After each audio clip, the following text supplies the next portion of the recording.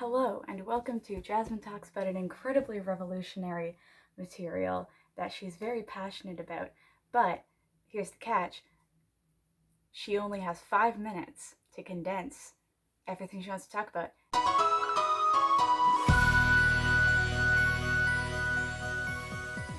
The Science Focus article describes aerogels as near perfect insulation, which is very true, but that doesn't even begin to address the insane amount of applications and why it's such a revolutionary piece of technology and material. Aerogel is an incredibly porous material with pores that are smaller than air molecules. And because of the amount of pores and the size of the pores, it has an insane amount of surface area condensed into a tiny volume. It's kind of like a sponge.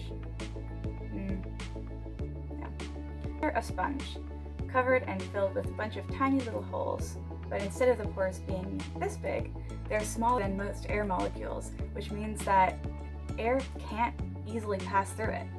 Since the structure does not allow for air to pass through it, aerogel cannot transport heat, making it an incredibly insulative material.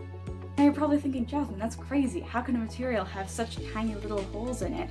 How do we do that? How do we do that? How did that happen? Well, we took a gel, hence the name aerogel, and extracted all of the liquid from it, which left a solid material with teeny tiny little holes where the liquid used to reside. This unique structure of aerogel gives this material an insanely unique set of properties that go way beyond just insulation. Aerogel also acts like a super sponge. The entire surface area is covered in OH groups, which makes it a very hydrophilic material. Since it has such an insanely large surface area, it can absorb around 25 times its weight in water. The only downside of the hydrophilic property is that it is irreversible. Its molecular structure will have completely changed and it will have lost all of its regular aerogel properties. However, another amendment to the structure of aerogel that has been made is binding a hydrophobic group to the hydroxide layer of the aerogel. This extremely hydrophilic property can have tons of different applications when it comes to preserving food, preserving artifacts, anything that requires keeping moisture out of a certain environment. It could even be used to prevent flooding, or it can completely absorb all of the moisture out of insects that are, say, attacking plants on farms, similar to how you would put salt on a slug. In doing this, it makes the aerogel completely non-polar and hydrophobic itself. It basically creates a perfect water-repelling material. This incredible waterproofing technology can revolutionize ocean exploration. With a combination of its nearly perfect insulative properties and its ability to repel water, they're also incredibly lightweight, which it would make a lot of engineers' life easier. It's really light. I'm gonna take a nap. Alright, with all that being said, first of all, I highly recommend looking more into the various properties of aerogel because it goes way beyond just the brief explanation that I was able to give. But now, let's look at some potential applications. What can we do with all of this? Where can we go?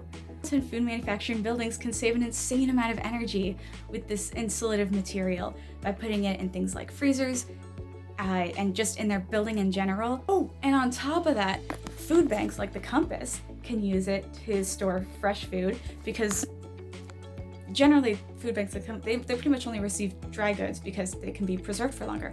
But with a more insulative material, it would be a lot easier to preserve fresh food, which is really what these food banks need so much. If it's used as insulation inside houses, people can save big time on energy, which of course will help the planet too. My roommate can keep his window open all he wants, and I won't need to deal with the temperature change because of it. But when he leaves his window open in the middle of winter, that cool air goes through this wall, and then I'm freezing. And also my poor snake babies are freezing, and it's not great. It's not ideal.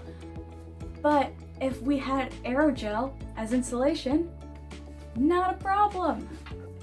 Living in Edmonton in the middle of February and you can't get your trucks to start in the morning unless you leave it on overnight because it's Edmonton in the middle of February, not a problem anymore. I know I'm in Ocean, I'm not sure if I'm in space, but because of its incredible insulative properties, the equipment used to explore space and the ocean would deal with much smaller of a temperature change.